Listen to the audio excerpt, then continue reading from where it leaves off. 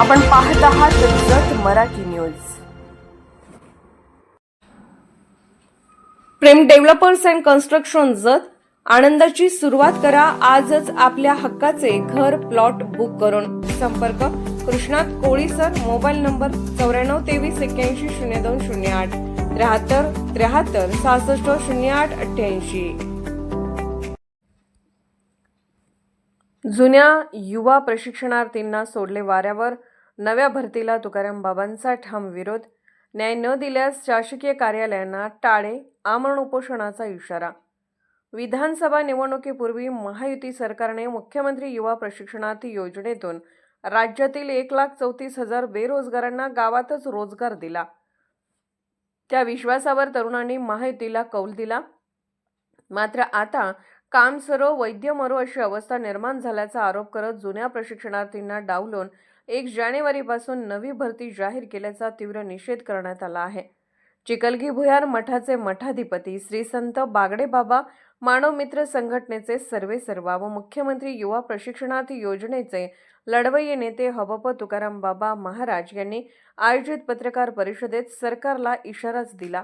जुन्यांना न्याय न देता नवी भरती झाल्यास शासकीय कार्यालयांना टाळे ठोको व आमरण उपोषण सुरू करूचा ठाम पवित्रा त्यांनी जाहीर केला। तुकाराम बाबा म्हणाले, तत्कालीन मुख्यमंत्री व विद्यमान उपमुख्यमंत्री एकनाथ शिंदे यांच्या संकल्पनेतून ही योजना सुरू झाली। आंदोलनानंतर 6 महिन्यांच्या योजनेस 5 महिन्यांची मुदतवाढ मिळाली। तरीही प्रशिक्षणार्थींना जिथे नेमणूक आहे तिथेच सेवा संधी देण्याची मागणी वर्षभर प्रलंबित आहे। न्याय व हक्कासाठी लोकशाही मार्गाने आंदोलन करणाऱ्या तरुणांवर नागपूर येथे लाठीचार्ज हा अन्याय असल्याचा सवालही त्यांनी उपस्थित केला। सांगली, पुणे, मुंबई, नाशिक, नागपूरसह संपूर्ण राज्यात प्रशिक्षणार्थी हक्काच्या भाकरीसाठी आक्रमक झाले आहेत। मात्र शासन त्यांच्या भावना समजून घेत नसल्याची खंत व्यक्त करत तुकाराम बाबा म्हणाले, जुन्या 1,34,000 तरुणांना रोजगार व न्याय देण्यात असमर्थ असलेले शासन त्याच जागी नवी भरती करून बेरोजगारांची फॅक्टरी उभारू पाहत आहेत। जुन्यांच्या हाती दिलेले प्रमाणपत्रही उपयोगाचे ठरत नाही, कारण त्यावर तसा उल्लेख आहे, असे त्यांनी नमूद केले। उद्योग मंत्री उदय सामंत यांनी सांगलीतील आंदोलनावेळी उपमुख्यमंत्री एकनाथ शिंदे यांची भेट घडवून देण्याचे आश्वासन दिले होते।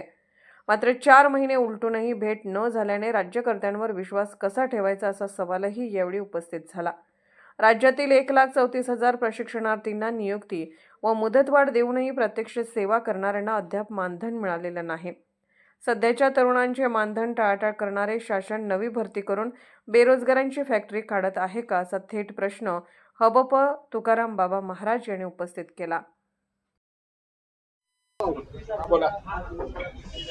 मुख्यमंत्री युवा कार्य परिषदेच्या माध्यमातून महाराष्ट्रामधील तत्कालीन मुख्यमंत्री एकनाथ शिंदे साहेबांच्या माध्यमातून एक चांगली योजना महाराष्ट्रामध्ये आली होती। त्या अनुषंगाने 1,34,000 विद्यार्थ्यांना रोजगार देखील उपलब्ध झाला होता। पण बघता बघता 11 महिने संपून अनेक आंदोलने, अनेक मोर्चे, अनेक या गोष्टी झाल्या। नागपूर या ठिकाणी देखील चॉकलेट मोर्चा करण्यात आला, त्या ठिकाणी लाठीचार्ज देखील या युवकावरती करण्यात आला।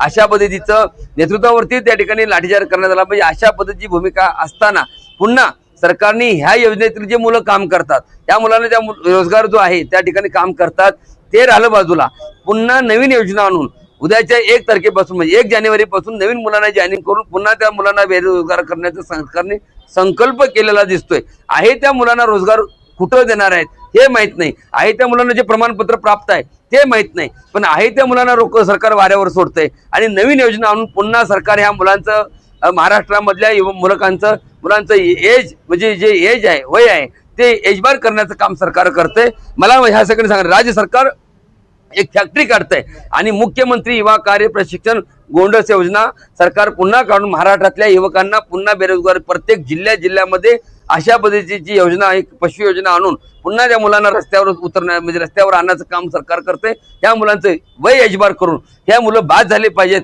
आणि घरात बसायच्या फॅक्टरीमध्ये बसले पाहिजेत, ही भूमिका सरकारची दिसते। एकीकडं तत्कालीन मुख्यमंत्री सांगतात की रोजगार पुन्हा देऊ, पुन्हा मुदतवाढ करून देऊ, आम्हाला ती देणं गरजेचं आहे। आता कालच्या निवडणुकीमध्ये प्रत्येक ठिकाणी तत्कालीन मुख्यमंत्री शिंदे साहेबांनी चांगल्या पद्धतीने सांगितलं की ही योजना जरा अडचणीत आहे, मी त्यांना 100% मार्ग काढतोय। मग मला विनंती करायची आहे की आपण जे शब्द दिलेला तो शब्द पाळावा, आहे या मुलांना पहिला रोजगार उपलब्ध करून द्यावा, त्या मुलांना जिथं काम करतात त्या ठिकाणी काय करणार या मुलांचं हे देखील सांगावं।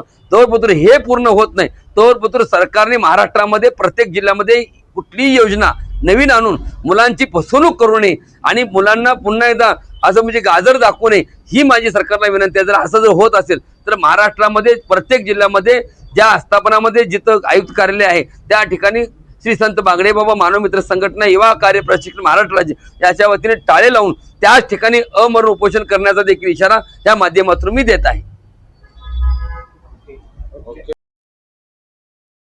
जत मराठी न्यूज चॅनलला लाईक करा, शेअर करा आणि सबस्क्राईब करा.